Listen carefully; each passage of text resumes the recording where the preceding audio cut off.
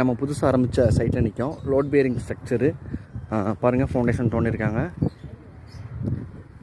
So JCB வச்சு foundation தோண்டியிருக்காங்க. So alignment கொஞ்சம் சரியில்லை, அதனால் ரிட்டன் நம்ம மார்க்கிங் பண்ணி ரிட்டன்னு ரிவைஸ்டு தோண்டியிருக்கோம். கிட்டத்தட்ட நம்ம கிளைண்ட்டுக்கு வந்து கிரவுண்ட் லெவல்லேருந்து ஒரு 3 ஃபீட் சொல்லியிருந்தோம். கிட்டத்தட்ட 3 அடி வரைக்கும் தோண்டியிருக்காங்க. பாருங்கள், ஜேசிபி வச்சு தோண்டும் போது லோட் பேரிங் ஸ்ட்ரக்சர்ஸில் வந்து சில இடைஞ்சலான இடங்களில் கொஞ்சம் அலைன்மெண்ட் கரெக்டாக வராது. திருப்பி நம்ம மேன் பவர் வச்சு நம்ம பண்ணிக்கணும்.